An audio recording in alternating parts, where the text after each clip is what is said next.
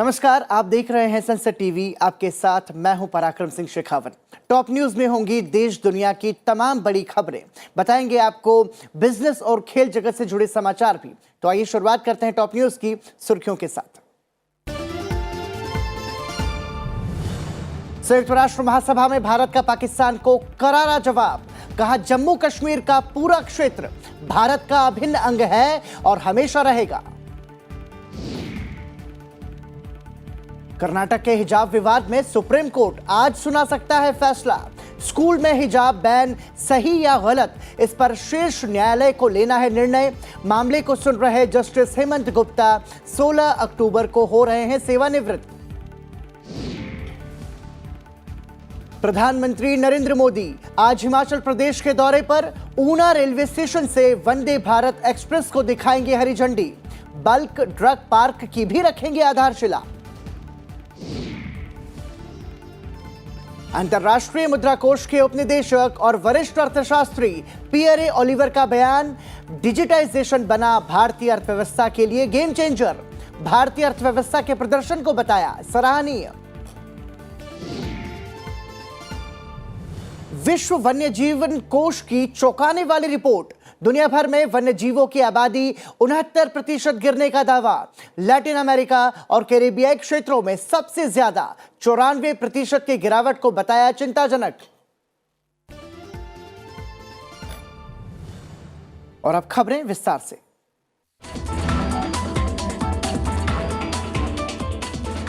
संयुक्त राष्ट्र महासभा की बहस के दौरान पाकिस्तान की ओर से बार बार जम्मू कश्मीर का मुद्दा उठाने और रूस के खिलाफ यूएन में वोट न करने के मुद्दे पर भारत ने पाकिस्तान को करारा जवाब दिया। संयुक्त राष्ट्र में भारत की स्थायी प्रतिनिधि रुचिरा कंबोज ने पाकिस्तान को कड़े शब्दों में जवाब देते हुए कहा, जम्मू कश्मीर का पूरा क्षेत्र हमेशा भारत का अभिन्न अंग है और रहेगा। हम पाकिस्तान से सीमा पर आतंकवाद को रोकने का आह्वान करते हैं ताकि हमारे नागरिक अपने जीवन और स्वतंत्रता के अधिकार का आनंद ले सकें। रुचिरा कंबोज ने कहा कि पाकिस्तानी राजनयिक मुनीर अकरम ने दो स्थितियों को एक ही जैसा दिखाने का प्रयास किया है, जो कि गलत है। It is important, however, to set the record straight. The entire territory of Jammu and Kashmir is and will always be an integral and inalienable part of India, irrespective of what the representative of Pakistan believes or covets. We call on Pakistan to stop cross-border terrorism so that our citizens can enjoy their right to life and liberty. Thank you. और अब बढ़ते हैं अगली खबर की ओर। कर्नाटक के हिजाब विवाद में सुप्रीम कोर्ट आज फैसला सुना सकता है। स्कूल में हिजाब बैन सही है या गलत, इस पर शीर्ष न्यायालय को फैसला लेना है। जस्टिस हेमंत गुप्ता और सुधांशु धूलिया की पीठ इस पर फैसला सुनाएगी। दोनों पक्षों की 10 दिन तक सुनवाई के बाद उसने 22 सितंबर को अपना फैसला सुरक्षित रख लिया था। स्कूल में हिजाब बैन सही या गलत, इस पर दोनों पक्षों ने अपनी अपनी दलीलें रखी हैं। 16 अक्टूबर को जस्टिस हेमंत गुप्ता सेवानिवृत्त हो रहे हैं। ऐसे में उम्मीद की जा रही थी कि इसके पहले ही फैसला सुनाया जाएगा और अब इसके आज आने के आसार हैं। प्रधानमंत्री नरेंद्र मोदी आज हिमाचल प्रदेश के दौरे पर हैं। ऊना में प्रधानमंत्री ऊना हिमाचल रेलवे स्टेशन से वंदे भारत एक्सप्रेस को हरी झंडी दिखाएंगे। इसके बाद एक सार्वजनिक समारोह में प्रधानमंत्री आईआईटी ऊना को राष्ट्र को समर्पित करेंगे और ऊना में बल्क ड्रग पार्क की आधारशिला भी रखेंगे। इसके बाद प्रधानमंत्री चंबा में एक सार्वजनिक समारोह में 2 जल विद्युत परियोजनाओं की आधारशिला रखेंगे और हिमाचल प्रदेश में प्रधानमंत्री ग्राम सड़क योजना PMGSY 3 का शुभारंभ करेंगे। वहीं राष्ट्रपति द्रौपदी मुर्मू पूर्वोत्तर के राज्य त्रिपुरा के दौरे पर हैं। आज राष्ट्रपति अगरतला रेलवे स्टेशन से गुवाहाटी कोलकाता गुवाहाटी ट्रेन के विशेष विस्तार को अगरतला तक और अगरतला जिरीबाम अगरतला जनशताब्दी एक्सप्रेस को खोंगसांग मणिपुर तक हरी झंडी दिखाकर रवाना करेंगी। इसके बाद राष्ट्रपति 2 दिवसीय दौरे के लिए असम जाएंगी। IIT गुवाहाटी में राष्ट्रपति केंद्रीय इलेक्ट्रॉनिक्स और सूचना प्रौद्योगिकी मंत्रालयों और स्वास्थ्य परिवार कल्याण मंत्रालयों और असम सरकार की विभिन्न परियोजनाओं का उद्घाटन और शिलान्यास करेंगी। यहां पर राष्ट्रपति के सम्मान में असम प्रशासनिक स्टाफ कॉलेज गुवाहाटी में आयोजित एक कार्यक्रम का आयोजित किया जाएगा, जिसमें राष्ट्रपति भाग लेंगी। बुधवार को त्रिपुरा दौरे पर अगरतला पहुंची राष्ट्रपति ने विभिन्न परियोजनाओं का उद्घाटन किया। उद्घाटन समारोह को संबोधित करते हुए राष्ट्रपति ने कहा कि राष्ट्रीय विकास और युवाओं के विकास के लिए समग्र शिक्षा प्रणाली बहुत जरूरी है। त्रिपुरा सहित पूर्वोत्तर क्षेत्र में विकास की असीम संभावनाएं हैं। आज केंद्र और राज्य सरकारों के सहयोग से हाईवे, रेलवे, एयरवे तथा वाटर वेल के कई नए प्रोजेक्ट से यहाँ की प्रगति को एक नई गति मिल रही है। इससे पहले राष्ट्रपति ने नरसिंहगढ़ में त्रिपुरा राज्य न्यायिक अकादमी का उद्घाटन किया। साथ ही उन्होंने त्रिपुरा राष्ट्रीय विधि विश्वविद्यालय की आधारशिला भी रखी।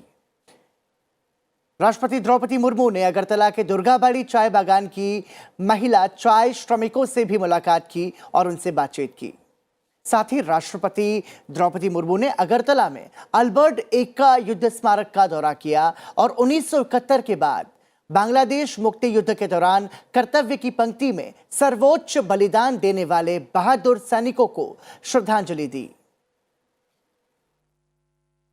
उपराष्ट्रपति जगदीप धनखड़ इन दिनों गुजरात के दौरे पर हैं। उपराष्ट्रपति का 3 दिवसीय दौरा 14 अक्टूबर तक चलेगा। गुजरात यात्रा के दौरान उपराष्ट्रपति का आज स्टैच्यू ऑफ यूनिटी जाने का कार्यक्रम है। इसके बाद उपराष्ट्रपति सरदार सरोवर बांध का दौरा करेंगे और साथ ही आरोग्य वन की यात्रा भी करेंगे। रात को उपराष्ट्रपति सूरत में राजस्थान हरियाणा समाज सम्मान समारोह में शामिल होंगे, जहां उपराष्ट्रपति का अभिनंदन किया जाएगा। इस समारोह में लोकसभा अध्यक्ष ओम बिरला भी सम्मिलित होंगे।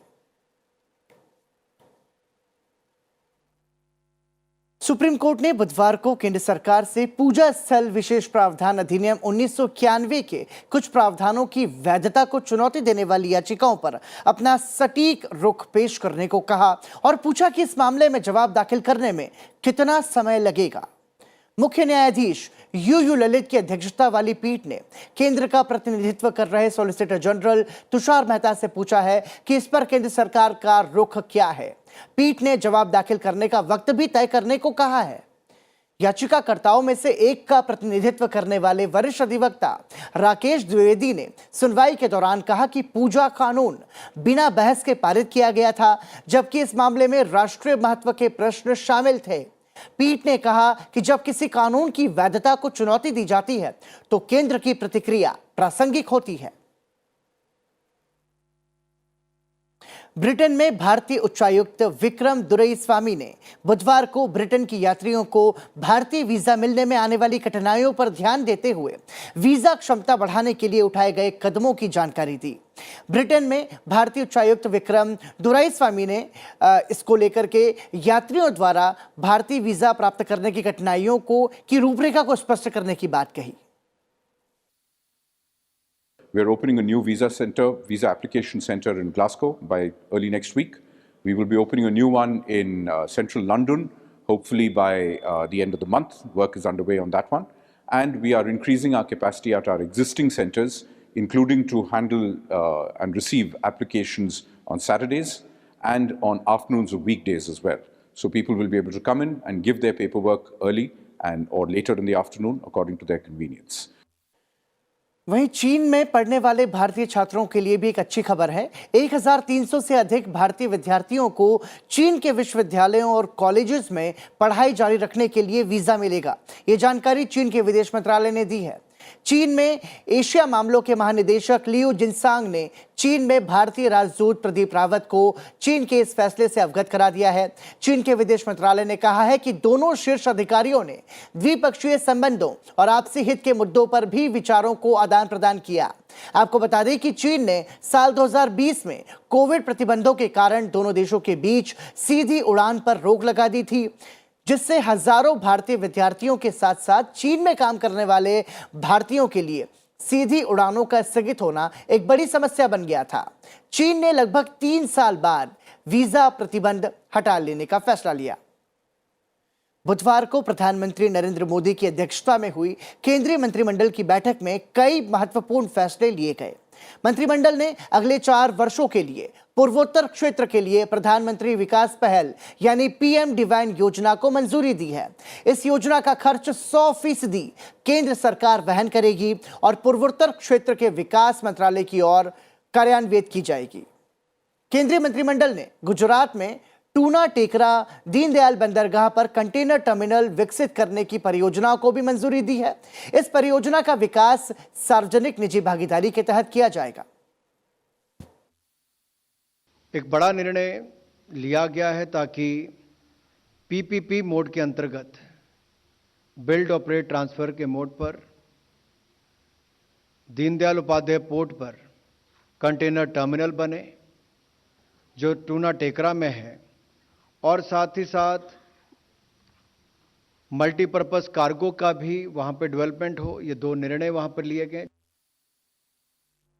केंद्रीय मंत्रिमंडल ने वित्त वर्ष 2021-22 के लिए रेलवे कर्मियों को 78 दिनों के उत्पादकता आधारित बोनस प्रदान करने को भी मंजूरी प्रदान कर दी है। इससे रेलवे के 11 करोड़ 27 लाख अराजपत्रित कर्मचारियों को लाभ मिलेगा।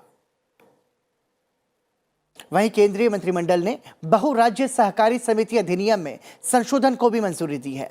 इस पहल का मकसद क्षेत्र में पारदर्शिता लाना और चुनाव प्रक्रिया में सुधार करना है।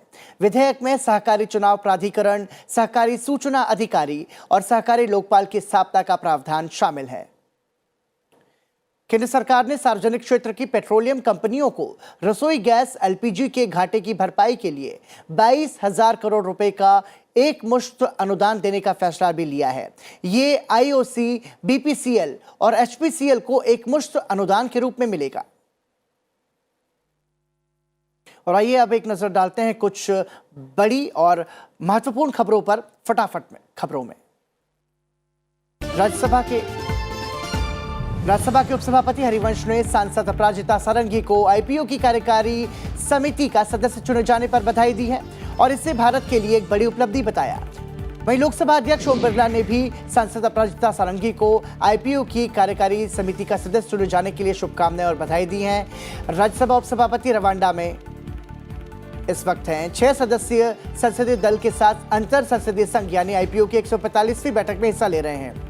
वहीं उधमपुर एयरपोर्ट फोर्स स्टेशन में बुधवार को राफेल, जगुआर, मिग-29, सुखोई 30 लड़ाकू विमानों में उड़ानें भरने पर अपनी ताकत का एहसास करवाया। वायुसेना ने एयर शो से शक्ति प्रदर्शन कर 75 किलोमीटर दूर पाकिस्तान से लेकर लद्दाख में चीन को किसी भी प्रकार की हिमाकत नहीं करने का संदेश भी दिया। केंद्रीय गृह मंत्री अमित शाह आज गुजरात के नवसारी में गुजरात गौरव यात्रा की शुरुआत करेंगे। कल बीजेपी के राष्ट्रीय अध्यक्ष जेपी नड्डा ने गुजरात के मेहसाणा से गौरव यात्रा की शुरुआत की थी, जिससे गुजरात के मुख्यमंत्री भूपेंद्र पटेल भी मौजूद रहे। जिसमें केरल के तिरुवल्ला में कथित रूप से मानव बलि के मामले में एर्नाकुलम सत्र अदालत ने तीनों आरोपियों को 26 अक्टूबर तक के लिए न्यायिक हिरासत में भेज दिया है। आरोपियों पर 2 महिलाओं की हत्या का आरोप है। भारतीय अंतरिक्ष अनुसंधान संगठन इसरो की ओर से स्पेस ऑन व्हील्स का आयोजन किया जा रहा है। इसमें अलग अलग लॉन्च वाहनों और सैटेलाइट्स को दिखाया गया है। यह ग्रामीण क्षेत्रों और सरकारी स्कूलों पर केंद्रित होगा। अंधेरी पूर्व उपचुनाव को लेकर महाराष्ट्र की राजनीति में सरगर्मियां तेज हो गई हैं। उद्धव ठाकरे गुट की प्रत्याशी ऋतुजा लटके चुनाव लड़ पाएंगी या नहीं, इस बात पर आज बॉम्बे हाईकोर्ट फैसला सुना सकती है। मेघालय में आज से 4 दिवसीय मेघा कयाक महोत्सव 2022 की शुरुआत होने जा रही है। ये महोत्सव उनथम गांव की सुरम्य उमट्रेव नदी से शुरू होना है। इस महोत्सव में 20 देश के 100 से अधिक प्रतिभागी हिस्सा लेंगे। उत्तराखंड में स्थानीय महिलाओं को 30% आरक्षण दिए जाने के सरकार के फैसले पर राज्य के उच्च न्यायालय की रोक के बाद अब राज्य सरकार अध्यादेश लेकर आई है। उत्तराखंड सरकार ने उच्च न्यायालय के स्थगन आदेश के खिलाफ उच्चतम न्यायालय में विशेष अनुमति याचिका दाखिल की है। जम्मू कश्मीर में केंद्र सरकार की ओर से चलाए जा रहे जनसंपर्क अभियान के अंतर्गत केंद्रीय वाणिज्य और उद्योग राज्य मंत्री अनुप्रिया सिंह पटेल ने गांदरबल जिले का दौरा किया। मंत्री कार्यक्रम के तीसरे चरण के अंतर्गत यहां आई थी और लैंडफिल साइट से कूड़े का कुशल निदान न होने और इससे बढ़ते प्रदूषण की समस्या पर चिंता जाहिर करते हुए नेशनल ग्रीन ट्रिब्यूनल ने दिल्ली सरकार पर 900 करोड़ रुपए का जुर्माना लगाया है। ट्रिब्यूनल ने 300 रुपए प्रति मीट्रिक टन के हिसाब से 900 करोड़ का जुर्माना तय किया है। दिल्ली में कुल 3 लैंडफिल साइट्स हैं और यहां के 80% कचरे का अब तक निस्तारण नहीं हो पाया है। और अब नजर डालते हैं अंतर्राष्ट्रीय सुर्खियों पर। ब्रिटेन की साइबर खुफिया एजेंसी के प्रमुख जेरेमी फ्लेमिंग ने चीन पर अंतर्राष्ट्रीय सुरक्षा के नियमों को बदलने की कोशिश का आरोप लगाया। उन्होंने कहा कि चीन अपने क्षेत्र में दमन और अन्य देशों में प्रभाव बढ़ाने के लिए अपने आर्थिक और प्रौद्योगिकी दबदबे का इस्तेमाल कर रहा है। GCHQ के निदेशक फ्लेमिंग ने कहा कि यूक्रेन पर रूसी हमले के बाद यूरोप में तनाव के बीच चीन की बढ़ती ताकत राष्ट्रीय सुरक्षा का एक महत्वपूर्ण मुद्दा है जिस पर हमारा भविष्य निर्भर करता है। आपको बता दें कि GCHQ को औपचारिक रूप से सरकारी संचार मुख्यालय के रूप से जाना जाता है। As it is for every nation, technological innovation is key to China's growth. And that's because it's so central to how we communicate, how we trade, how we work, and how we live. But it's also integral to intelligence, to military power, to cyber operations, to health security, to resilience, and of course to economic growth. वहीं उत्तर Korea ने लगातार missile परीक्षण करके कोरियाई प्रायद्वीप पर तनाव बढ़ा दिया है। आज एक बार फिर उत्तर कोरिया ने लंबी दूरी की क्रूज मिसाइलों का परीक्षण किया है। किम जोंग उन की निगरानी में उत्तर कोरिया सैन्य क्षमताओं में लगातार विस्तार कर रहा है। उत्तर कोरिया की ओर से पिछले दिनों दागी गई मिसाइलों के कारण कोरियाई प्रायद्वीप में तनाव बढ़ गया है। दरअसल लगातार मिसाइल परीक्षण के बाद दक्षिण कोरिया और अमेरिका की ओर से भी जवाब दिया गया है जिसके बाद स्थिति तनावपूर्ण हो गई है। इसी हफ्ते उत्तर कोरिया ने एक मिसाइल ऐसी दागी जो जापान के ऊपर से गुजरते हुए प्रशांत महासागर में जाकर गिरी। बीते 2 हफ्तों में उत्तर कोरिया 6 मिसाइलें दाग चुका है। उधर अमेरिका ने नई राष्ट्रीय सुरक्षा रणनीति जारी की है। इसमें चीन और रूस को अमेरिका के लिए सबसे बड़ा खतरा बताया गया है। अमेरिकी राष्ट्रपति जो बाइडेन की राष्ट्रीय सुरक्षा रणनीति में भारत का भी जिक्र किया गया है। बाइडेन प्रशासन ने बताया है कि अमेरिका और भारत मुक्त और खुले हिंद प्रशांत के अपने साझा दृष्टिकोण का समर्थन करने के लिए द्विपक्षीय और बहुपक्षीय दोनों व्यवस्थाओं में मिलकर काम करेंगे। इस दस्तावेज में अमेरिका ने साफ तौर पर कहा है कि वो नया शीत युद्ध नहीं चाहता और ऐसी स्थिति से बचना चाहता है जिसमें दुनिया 2 ध्रुवों में बंट जाए। रूस यूक्रेन की जंग में यूक्रेनी सुरक्षा बलों ने एक बार फिर दक्षिणी खेरसान में 5 बस्तियों को रूसी कब्जे से छीनकर अपने नियंत्रण में ले लिया है। इन क्षेत्रों में नोवोवासिल्विका, नोवोहीरो, होरिवाका, नोवाकाम्यांका, त्रिफोनिवका और चेरवेन शामिल है। इससे पूर्वी यूक्रेन सेना की बढ़ती गति से बौखलाए रूस ने 2 दिनों में ताबड़तोड़ मिसाइल हमलों से यूक्रेन के करीब 30% ऊर्जा संयंत्रों को प्रभावित किया, जिससे देश में ब्लैकआउट जैसे हालात हैं। यूक्रेन की दक्षिणी कमान के प्रवक्ता व्लादिस्लाव नजारोव ने पुष्टि की है कि बेरिस्लाव जिले में आने वाले 5 बस्तियां अब पूरी तरह से यूक्रेन के नियंत्रण में है। यहां हाल ही में रूसी सेना ने अपना कब्जा कर लिया था। विश्व वन्य जीवन कोष यानी कि WWF की एक चौंकाने वाली रिपोर्ट सामने आई है। रिपोर्ट के मुताबिक 1970 और 2018 के बीच दुनिया भर में निगरानी की जाने वाली वन्य जीव आबादी में 69% की भारी गिरावट आई है। रिपोर्ट में प्रदान किए गए लिविंग प्लैनेट इंडेक्स यानी कि LPI से पता चलता है कि ये उष्णकटिबंधीय क्षेत्रों के भीतर है, जहां निगरानी के लैटिन अमेरिका और कैरिबियाई क्षेत्रों का भी जिक्र हुआ।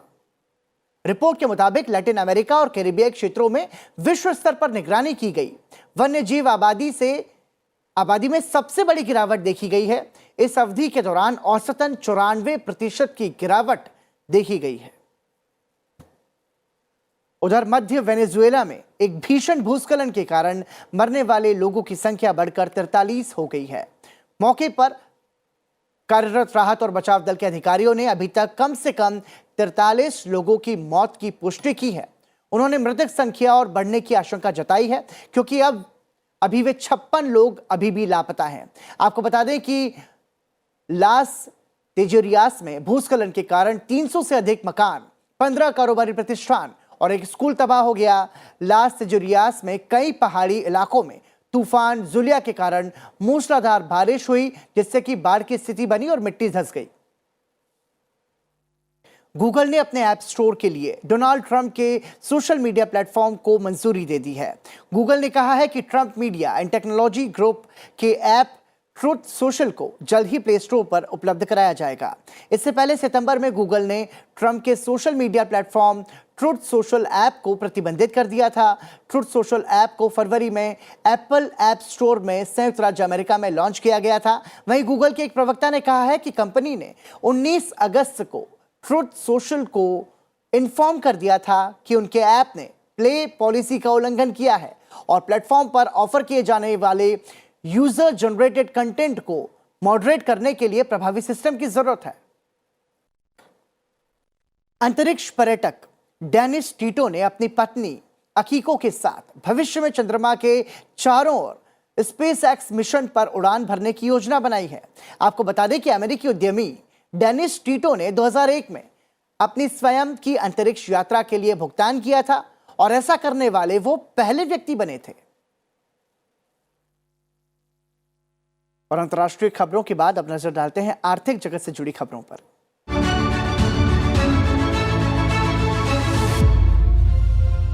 डिजिटाइजेशन भारतीय अर्थव्यवस्था के लिए गेम चेंजर साबित हुआ है। भारत एक उभरती हुई अर्थव्यवस्था है जिसमें अपार संभावनाएं हैं, यह कहना है अंतर्राष्ट्रीय मुद्रा कोष के डिप्टी डायरेक्टर और चीफ इकोनॉमिस्ट पेरी ओलिवर का। आईएमएफ ने अपने रिपोर्ट में इस बात का भी जिक्र किया है कि दुनिया के तमाम देशों में मंदी के खतरे के बीच भारत सबसे अच्छा प्रदर्शन कर रहा है और आने वाले समय में तेजी से आगे बढ़ेगा। अपनी वार्षिक विश्व आर्थिक आउटलुक रिपोर्ट में आईएमएफ ने कहा है कि 2022 में भारत की जीडीपी में वृद्धि का संशोधित अनुमान 6.8% है।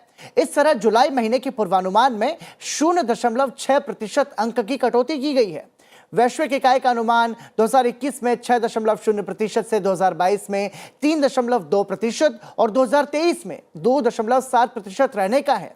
वैश्विक वित्तीय संकट और कोविड-19 महामारी के तीव्र चरण को छोड़कर 2001 के बाद यह सबसे कमजोर वैश्विक विकास दर है। और आईएमएफ विश्व बैंक की वार्षिक बैठक के लिए अमेरिका पहुंची वित्त मंत्री निर्मला सीतारमण ने आईएमएफ बैठक से इतर यूएनडीपी के एडमिनिस्ट्रेटर, अंतर्राष्ट्रीय संस्था ओईसीडी के सेक्रेटरी जनरल और विभिन्न देशों के वित्तीय मंत्रियों के साथ द्विपक्षीय वार्ता की। वित्त मंत्री ने यूएनडीपी के एडमिनिस्ट्रेटर एकिम स्ट्रीनर से मुलाकात की। इस दौरान सस्टेनेबल फाइनेंस पर विचारों का आदान प्रदान हुआ। उन्होंने आर्थिक सहयोग और विकास संगठन ओईसीडी के सेक्रेटरी जनरल मैथियास कोरमैन से भी मुलाकात की और 2023 में भारत में होने वाले G20 सम्मेलन के लिए सहयोग मांगा। ओईसीडी एक अंतर्राष्ट्रीय संगठन है जो बेहतर जीवन के लिए बेहतर नीतियां बनाने के लिए काम करता है। वित्त मंत्री ने मिस्र के अंतर्राष्ट्रीय सहयोग मंत्री रानिया अल मशत, सिंगापुर प्रेसिडेंसी के तहत FATF अध्यक्ष रजा कुमार और भूटान, सऊदी अरब, नीदरलैंड और दक्षिण कोरिया के अपने समकक्ष के साथ भी द्विपक्षीय बैठकें की। इस दौरान यूक्रेन युद्ध, ऋण स्थिरता और जलवायु परिवर्तन के मद्देनजर ऊर्जा संकट और मुद्रास्फीति जैसी दुनिया के सामने आने वाली कुछ प्रमुख आर्थिक चुनौतियों समेत विभिन्न मुद्दों पर चर्चा हुई। वित्त मंत्री ने इस अवसर का उपयोग इन नेताओं से प्रतिक्रिया प्राप्त करने के लिए भी किया, जिससे कि अगले साल भारत में G20 देशों के समूह के अध्यक्ष के रूप में क्या भूमिका निभाई जा सकती है, इस पर भी बात की जा सके। खाने पीने की वस्तुएं महंगी होने से खुदरा महंगाई सितंबर में बढ़कर 7.41% पहुंच गई है। यह इस साल अप्रैल के बाद से इसका 5वां महीने का उच्चतम स्तर है। राष्ट्रीय सांख्यिकी कार्यालय ने बुधवार को जारी आंकड़ों के मुताबिक खुदरा महंगाई की दर सितंबर में लगातार 9वें महीने आरबीआई के ऊपरी दायरे 6% से अधिक है। अगस्त में यह 7% और पिछले साल सितंबर में 4.35% थी।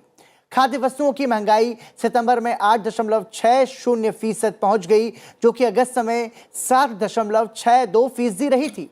केंद्र सरकार ने आरबीआई को खुदरा महंगाई को 2 से 6% के दायरे में रखने का लक्ष्य दिया है। और अब बात खेल जगत से आने वाली बड़ी खबरों की।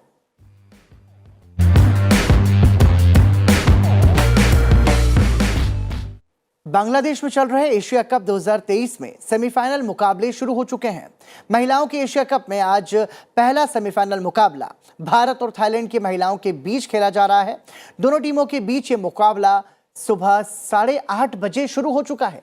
आपको बता दें कि लीग मुकाबलों के दौरान भारतीय महिला टीम ने थाईलैंड टीम को 9 विकेट से शिकस्त दी थी। बुधवार को गुजरात में हो रहे 36वें राष्ट्रीय खेल का समापन हो गया। सूरत में हुए समापन समारोह में उपराष्ट्रपति जगदीप धनखड़ और लोकसभा अध्यक्ष ओम बिरला मौजूद रहे। नेशनल गेम्स के शुभारंभ की तरह सूरत के पंडित दीनदयाल उपाध्याय इंडोर स्टेडियम में भव्य समापन समारोह आयोजित किया गया। राष्ट्रीय खेलों में 7,000 से अधिक एथलीटों ने विभिन्न खेलों में भाग लिया। खेल महाकुंभ के समापन अवसर पर बड़ी संख्या में कॉलेज, यूनिवर्सिटी और स्कूली छात्र मौजूद रहे। उपराष्ट्रपति और लोकसभा अध्यक्ष ने स्टेडियम में मौजूद खिलाड़ियों, आयोजकों और दर्शकों को सफल आयोजन के लिए बधाई दी और खिलाड़ियों का हौसला बढ़ाया। और देश भर में आज अखंड सौभाग्य के महापर्व करवा चौथ का पावन पर्व मनाया जा रहा है।